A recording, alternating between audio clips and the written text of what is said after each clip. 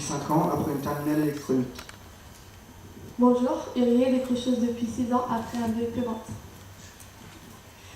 Donc voilà, comme vous avez pu le voir, les décrocheurs, c'est nous. Et c'est aussi pour ça qu'on a créé ce magazine. Donc nous, on est les SAS Connect. On est une équipe solidaire qui partage la même vision des choses. On a entre 18 et 24 ans. Et ce qu'il faut savoir, c'est qu'aucun d'entre nous n'a le bac. Donc on s'est rencontrés par le biais de la mission locale. À la formation SAS, c'est là que ce projet a vu le jour. Donc parler du décrochage, ça a été pour nous une évidence. On a des ressentis communs. Qui sont le sentiment d'être livré à soi-même, la perte de confiance et la culpabilité d'être responsable de son échec. Donc notre message à travers ce magazine, c'est que le décrochage, c'est pas une fatalité et que nous tous, politiques et jeunes concernés, on doit travailler ensemble pour lutter contre ce fléau. Donc quelques mois après les résultats de l'étude PISA 2012, qui révèle le niveau quand même assez moyen de l'éducation française, la question de la déscolarisation résonne quand même pas mal dans nos têtes. Faire en sorte que les jeunes puissent construire leur avenir professionnel, c'est devenu une priorité pour la classe politique. La déscolarisation, nous, ça nous connaît, parce que beaucoup parlent d'échec scolaire. On aimerait être moins fataliste et employer le terme de déscolarisation. Dans un premier temps, on a voulu mettre à plat ce que les médias entendent vraiment par échec scolaire et aller au-delà de la condamnation qu'on nous inflige. La déscolarisation, c'est une étape qui oblige à se poser les bonnes questions. Qui je suis ? Où je vais et qu'est-ce que j'ai réellement envie de faire. On a cherché quelle solution s'offre à nous. Pour ça, on est allé sur le terrain et on a demandé l'avis aux spécialistes du sujet. On en a déduit qu'on peut effectivement sortir la tête de l'eau, mais qu'il y a encore des choses à faire évoluer. Donc pour commencer, on va vous parler de ce qui est réellement pour nous le véritable décrochage. Donc je vous laisse donc avec Céline pour cette partie-là. Voilà. Donc, comme l'a dit précédemment ma collègue, beaucoup parlent d'échec scolaire, mais en fait, on se demandait si vous avez évalué l'importance de ce terme quand il est appliqué à une personne. Aujourd'hui, l'échec scolaire est apparenté à des chiffres, donc je trouve ça assez réducteur et paralysant. C'est pas parce qu'on arrête l'école, quelle qu'en soit la raison, qu'il n'y a pas de moyen de raccrocher avec le système de l'enseignement. D'autant plus que l'institution emploie ce terme pour catégoriser les personnes sortant de l'enseignement sans diplôme ou sans qualification jugée suffisante, c'est-à-dire du brevet du collège jusqu'au bac. C'est pour cela que nous préférons donc employer les termes de déscolarisation ou de décrochage. Donc comment en arrive-t-on au statut de décrocheur ? Il existe tout un tas de facteurs déclencheurs, donc qui nous poussent volontairement ou involontairement à arrêter l'école. Donc comme les problèmes sociaux, du coup liés à l'école. Et d'ailleurs, peut-être que ça va faire un petit peu vieux jeu, mais on sait tous qu'entre élèves, parfois, il va y avoir une tête de turc. Donc soit parce qu'il est trop moche pour vous, trop gros, trop maigre ou trop intelligent, peu importe. Donc je vais me baser sur des faits et vous donner un exemple d'une jeune fille qui pesait plus de 90 kg au collège. Elle a été rabaissée pendant des années jusqu'à qu'elle arrête définitivement les cours. Et pourtant, à côté de ça, elle avait des compétences et une grande richesse intérieure. Aujourd'hui, elle a pris sa revanche sur la vie. Elle a certes changé morphologiquement, mais c'est toujours la même intérieurement. Et c'est pour ça qu'elle est là aujourd'hui. Et elle s'appelle Clara.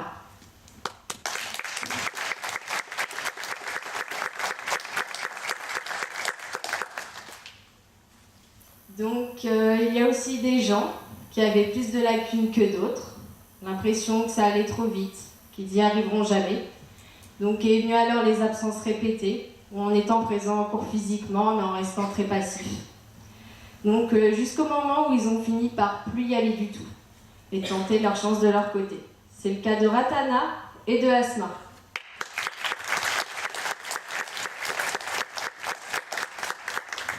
Voilà, on peut dire que même avec des lacunes et des obstacles, ils ont pu la saisir leur chance. Donc pensez bien à réfléchir à 2 fois avant de juger selon les apparences ou autres, car à l'avenir, même en étant beau et bien vêtu, l'employeur que vous aurez en face de vous, lui, il vous jugera de par vos compétences et aussi votre niveau de sociabilisation. Il y a aussi les soucis de santé personnelle ou familiaux. On a eu des cas où une jeune fille avait quitté ses études parce que sa maman elle était atteinte d'un cancer. Donc du coup, elle a préféré, elle a préféré à sa noble cause la soutenir pendant cette épreuve. Mais ça ne sera jamais marqué sur son CV, mais on la classera quand même dans la même catégorie. Donc la faute à qui? Aux élèves, aux parents, aux enseignants. En fait, tout le monde se renvoie la balle. Certains enseignants disent que c'est la faute des familles, certaines familles disent que c'est la faute des enseignants. Donc on s'en sort pas avec des mondis. Donc vous allez me dire, il n'y a rien à faire alors? Bien sûr que si. Généralement, le décrochage se fait en 3e ou en seconde, donc la question de l'orientation est extrêmement importante. Il faut nous suivre de plus près que l'on le fait, et tout au long de l'année, qu'on nous amène et nous prépare à être acteurs de notre avenir. Pour finir, comme dirait Boris Cyrulnik, psychiatre et psychanalyste français, le système continue à valoriser les notes, les devoirs, les programmes et reste basé sur les examens et les concours. Ce qui est une injustice sociale et intellectuelle, car juger un élève sur un effort bref et intense privilégie de ce fait les enfants de milieux favorisés.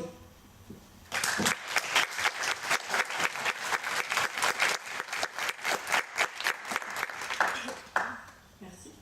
Donc, je vais donner la parole à Jérémy qui va vous parler du rapport PISA. Merci. Donc on a eu de la chance, le rapport PISA est tombé au bon moment.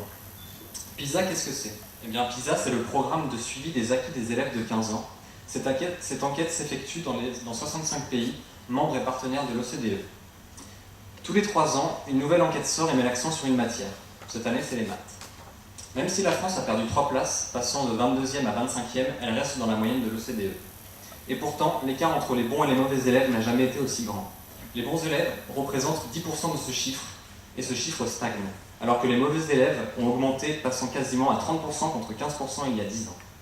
Mais le plus grave est que ces mauvais résultats sont directement liés au niveau social des élèves. On s'explique. Les élèves issus de milieux modestes sont les plus touchés. Un quart des résultats en maths sont influencés par le niveau social et culturel de ces élèves. Et c'est encore pire pour les élèves issus de l'immigration. Ils représentent 15% des testés et sont 2 fois plus susceptibles d'être dans la part des élèves les moins performants. Fait marquant, les inégalités sociales et culturelles sont beaucoup plus présentes à l'école en France qu'en Bulgarie ou au Chili. L'école ne garantit plus l'ascenseur social qui le peut. Et maintenant, Gaël va vous montrer ce qu'on a observé sur le terrain, localement. Nous sommes donc allés au rectorat et au CIO pour découvrir tous les dispositifs mis en œuvre pour aider les jeunes décrocheurs. C'est pendant ces interviews que nous avons découvert des dispositifs comme le PRIAC, le Dimasus ou encore le GPDF. Ils nous ont également appris que sur les 140 000 décrocheurs en France, 70% se sont rescolarisés et 20% sont entrés en contrat d'apprentissage. Les 10% restants sont orientés vers les missions locales. Ces missions qui sont débordées et où un jeune doit attendre jusqu'à 2 mois pour avoir une conseillère. Les conseillères de la mission locale suivent en moyenne 140 jeunes et enchaînent les entretiens à un rythme très soutenu, jusqu'à 8 par jour. Mais au-delà de tous ces chiffres, il y a des gens. Des gens sur qui Julie Chupin a écrit un livre. Donc moi je vais vous présenter Julie Chupin. Alors Julie Chupin a fait son secondaire à Limoges. Après son bac, elle est partie à Toulouse pour intégrer Sciences Po. Elle a travaillé au monde de l'éducation pendant 12 ans. Aujourd'hui, directrice de cabinet du président de la région du Limousin, elle conseille, assiste et aide à la prise de décision, notamment dans le milieu de l'éducation et de l'information. Elle a écrit 2 livres, Quand l'école innove et Échec scolaire, la grande peur, qui ont pour but de montrer ce qui marche et de ne pas rester sur le négatif. Suite à notre rencontre avec Madame Chupin, nous avons voulu savoir concrètement sa définition de l'échec scolaire. L'échec scolaire, c'est ne pas comprendre ce qu'on nous demande, le sens de l'apprentissage. C'est un processus continu. On rate 1 fois, 2 fois, 3 fois, puis on arrête. Le décrochage scolaire peut commencer très jeune, dès la maternelle. Puis nous lui avons demandé si des recours ou des solutions existent pour lutter contre le décrochage. Elle nous a donc expliqué que la région du Limousin, de par ses compétences, s'intéresse de près au phénomène, notamment par ses formations et ses dispositifs tels que le SAS, dont nous faisons nous-mêmes partie. Le travail de Julie Chupin est une pierre à l'édifice, et chaque pierre est précieuse. Donc voilà, vous avez pu avoir un petit avant-goût du travail qu'on a fourni durant ces 3 mois. Le problème, c'est que poser des constats sur les choses, on s'est rendu compte que ça ne suffisait pas. Un jour, le fondateur des missions locales, Bertrand Schwartz, a dit « Vous le savez bien, la démarche des missions locales n'est pas évidente. Accompagner des jeunes, c'est d'abord les écouter, mais pas n'importe quelle écoute. Écouter ne suffit pas, il faut entendre, ce qui implique que celui qui écoute tienne compte de ce qu'il entend, que les écoutés en voient les effets et qu'il y ait négociation et respect mutuel. Accompagner des jeunes C'est ensuite faire en sorte que chaque jeune trouve sa place. Agir pour ne sert à rien si l'on n'agit pas avec. Je ne peux que vous redire la postface de mon rapport d'il y a 30 ans. Rien ne se fera sans les jeunes. C'est pourquoi toute politique ne peut être entreprise qu'avec ceux à qui elle s'adresse. C'est à eux qu'il revient de donner à l'ensemble des forces sociales concernées des raisons de s'acharner à construire de nouvelles voies. Accompagner des jeunes, c'est enfin être en permanence à l'affût de l'innovation et de l'invention. Cela n'est pas seulement l'affaire des conseillers. Cela concerne l'ensemble de la structure. Ce n'est pas dans les carcans administratifs et financiers que l'on trouve les motivations pour explorer de nouvelles voies. Alors sortez de vos bureaux, allez à la rencontre des jeunes et encouragez vos décideurs à faire de même. N'ayez pas peur de prendre des risques. Ce message est donc un appel à l'audace. N'hésitez pas à bousculer, oser, et vous permettrez ainsi à chaque jeune et à tous les jeunes d'oser se construire leur place dans notre société.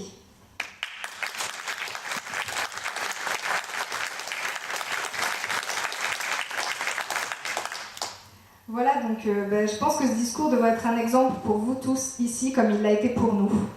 Suite à ça, on a aussi décidé de s'investir et de vous proposer certains changements.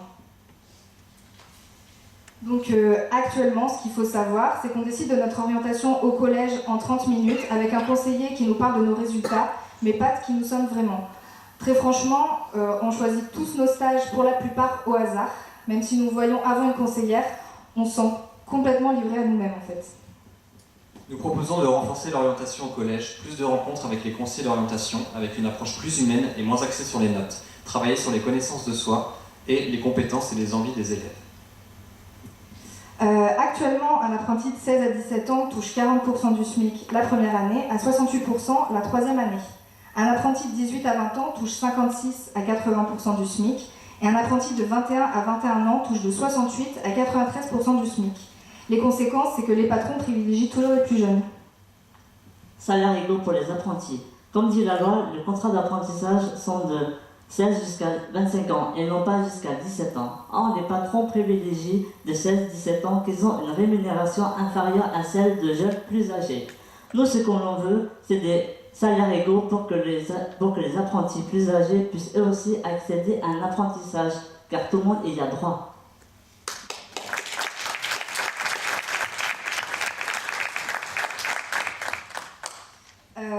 Actuellement, quand on est jeune, sans emploi et sans qualification, on nous renvoie constamment vers les missions locales et il faut dire qu'ils sont complètement débordés.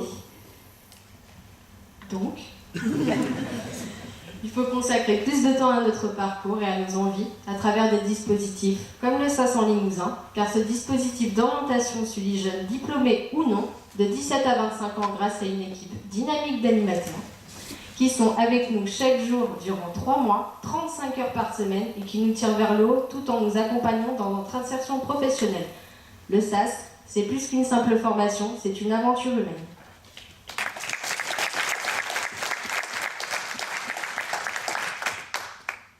Actuellement en Limousin, le salaire des femmes est inférieur à 17% à celui des hommes. Sur l'ensemble du territoire, à temps plein, les hommes gagnent 16% de plus que les femmes.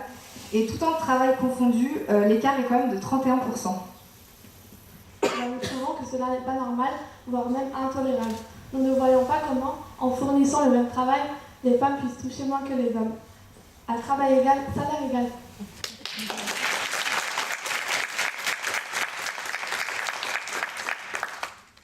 Donc, par le biais de notre formation, on a aussi découvert qu'il existait un conseil régional des jeunes en Limousin, donc pour les jeunes de 16 à 21 ans qui participent aux décisions politiques et même des projets. Donc on a trouvé ça super, mais on se demande pourquoi s'arrêter à 21 ans et non pas à 25, et surtout pourquoi n'y a-t-il pas de conseil de jeunes dans toutes les structures qui nous accueillent, c'est-à-dire les missions locales ou autres. Donc laissez-nous nous faire entendre dans cette société qui fait la sourde oreille en ce qui nous concerne, nous faire comme les conseils des jeunes, mais cette fois-ci dans les structures qui nous accueillent, nous les jeunes demandeurs d'emploi, parce qu'on est encore jeunes en fait, après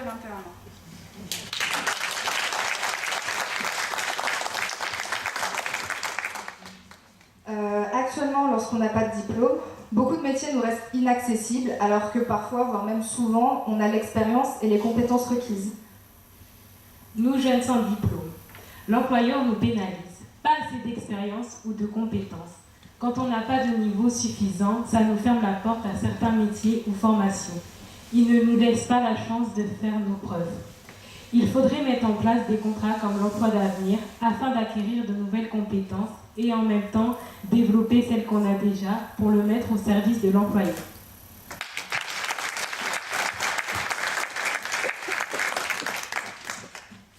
Pour finir, l'AFPAD propose des formations en fonction des besoins de main-d'œuvre de la région concernée. Lorsqu'on veut être formé dans un domaine qui nous intéresse, on est obligé de se déplacer loin. Le problème, c'est que ça coûte cher. Du coup, on renonce à notre formation faute de financement.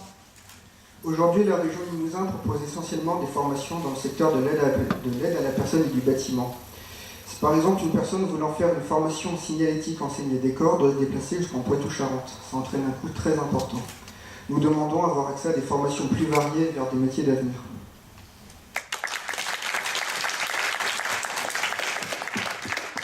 Voilà, donc vous avez pu écouter nos propositions. Il faut savoir qu'on rejoint également la proposition donc, pour un Big Bang des politiques jeunesse qui se décline en 5 axes. Éduquer pour s'insérer durablement, donc avoir un droit à l'éducation et à la formation tout au long de sa vie.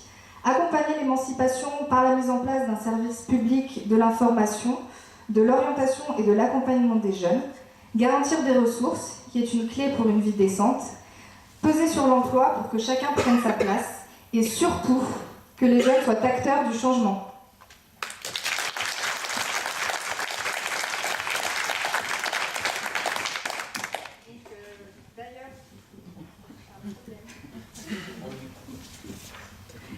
Excusez-moi.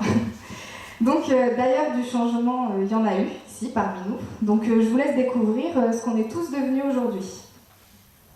Asma, 22 ans. J'ai un niveau BEP compta.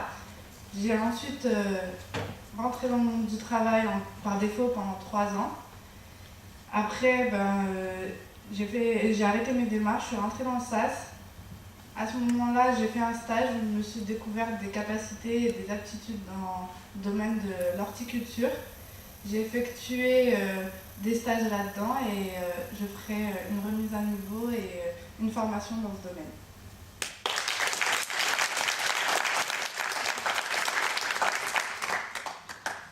Ratana, 23 ans, j'ai un CAP en maintenance hygiène des locaux et un niveau bac pro en hygiène environnement. Ensuite, je me suis inscrite à la mission locale où ma conseillère m'a fait connaître le SAS. J'ai intégré le SAS en novembre 2013, m'a permis d'être moins timide, surtout de prendre confiance en moi. J'ai fait un stage de 3 semaines dans un foyer au vide de personnes handicapées. Ce stage m'a plu et m'a énormément aidé. Durant ce stage, ça m'a permis de valider mon projet professionnel qui est donc d'être agent de service hospitalier. Pour finir, je serai positionnée sur un emploi d'avenir.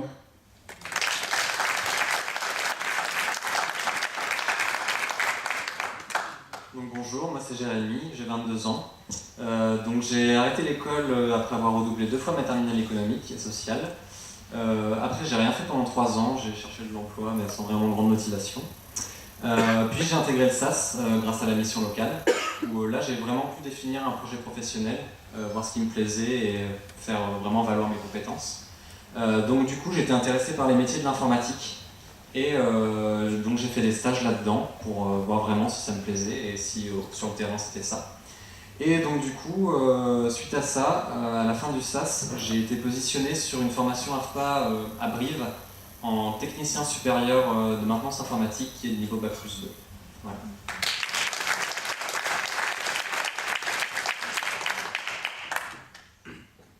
Donc moi c'est Céline, j'ai 24 ans. J'ai obtenu un BEP en hôtellerie-restauration en 2008. Donc suite à ça, pendant 2 ans, je me suis occupée de mes soucis de santé personnelle. Et donc quand ça allait mieux, je suis descendue dans l'Hérault en 2010 et j'ai fait un contrat saisonnier de 2 mois dans la vente en tant que glacière crêpière. Puis je suis remontée sur Limoges, donc j'ai recherché de l'emploi mais sans vraiment de perspective d'avenir.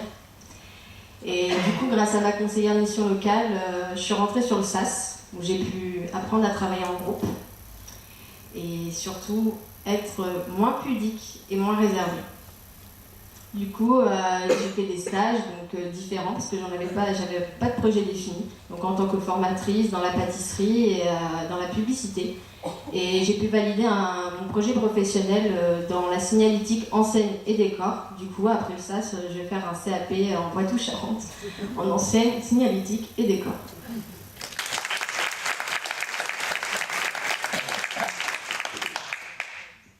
Donc moi je m'appelle Clara, j'ai 18 ans. J'ai suivi des études littéraires que j'ai arrêtées en mai 2012, donc j'ai un niveau première. Sans diplôme, je suis restée en recherche d'emploi durant 1 an et sans expérience professionnelle à la clé. Donc j'ai intégré le SAS, avant tout pour définir mon projet professionnel, mais aussi percer la carapace que j'avais en arrivant ici, histoire d'être moins méfiante avec les autres, d'apprendre à travailler en groupe et de faire ressortir ce que j'avais vraiment au fond de moi. Donc je suis arrivée ici sans idée concrète à la base. J'ai quand même toujours été intéressée par les lettres, par la communication écrite ou orale et l'échange avec les autres. J'ai pu approfondir ça grâce au stage que j'ai effectué. Donc le premier à Télim dans le journalisme et le second à la Cité des métiers où j'ai observé les métiers de l'information, de l'orientation, de l'accueil et de la communication. Donc aujourd'hui, moi je veux me tourner vers les métiers de la com ou de la rédaction et j'ai actuellement postulé pour un emploi d'avenir en tant que rédactrice pour un magazine et j'attends la réponse, en espérant que ce soit positif. Voilà.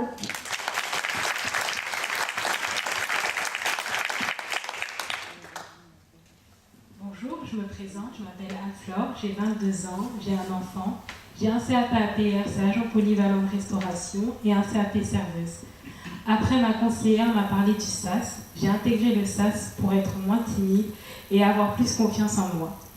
Ensuite, j'ai fait 3 semaines de stage à l'EHPAD, à la résidence de Couzex, pour découvrir le métier d'aide-soignante. Cela m'a permis de me conforter dans mon projet professionnel, c'est-à-dire assistante de vie dépendante. Pour finir, on va me positionner sur un emploi d'avenir ou une formation.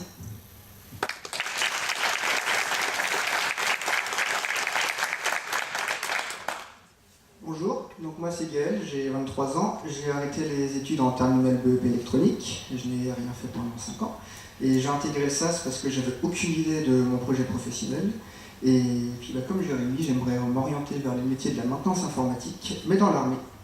Donc je vais intégrer le 44e régiment de transmission pour faire une préparation militaire découverte.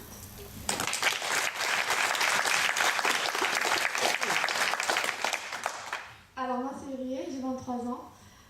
J'ai fait un BEP vente, j'ai dû arrêter.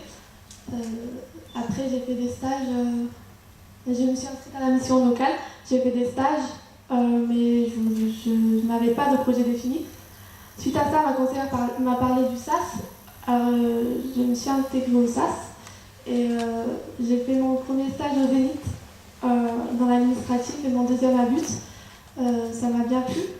Alors, je m'oriente vers l'administratif et je suis positionnée à une formation en tant que secrétaire comptable. À la fin.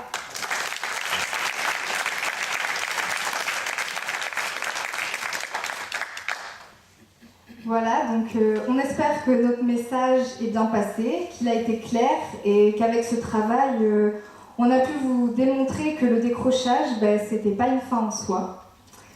Donc j'aimerais quand même ajouter que toutes les bonnes choses ont une fin. Donc en même temps, l'aventure SAS se termine pour nous, en sachant que c'est qu'un début pour le reste. On aimerait quand même vous dire qu'on est venu ici pour trouver une voie professionnelle et qu'on en repart avec une véritable richesse intérieure. Le SAS, c'est pas seulement une formation, mais c'est avant tout une aventure humaine. Donc voilà, je vais vous laisser découvrir par le biais d'une petite vidéo que nous a concoctée Céline, qu'on n'a pas encore vue. Ce qu'on a vécu durant ces 3 mois. Voilà, donc c'était la petite séquence émotion. Les remerciements ont été faits dans la vidéo, du coup, chose que je ne savais pas. Merci Céline. Donc voilà, j'aimerais quand même juste rajouter que donc, les magazines sont à consulter sur place, donc ceux-là il faut les laisser ici. Par contre, le magazine est aussi disponible donc, sur saslimousin.fr donc, pour consulter le PDF du magazine si ça vous intéresse. Voilà.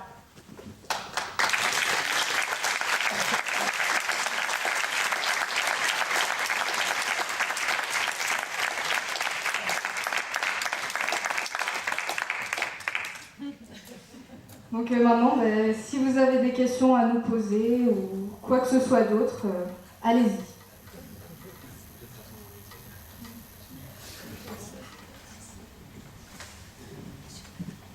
Est-ce que vous avez un mot à dire? J'espère.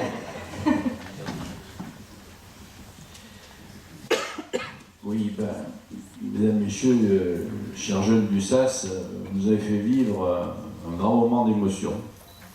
C'est rafraîchissant de voir le travail que vous avez fait et puis la note d'espoir qu'elle apporte, non seulement pour vous, mais pour la société tout entière. Et je voudrais vous féliciter du travail que vous avez fait.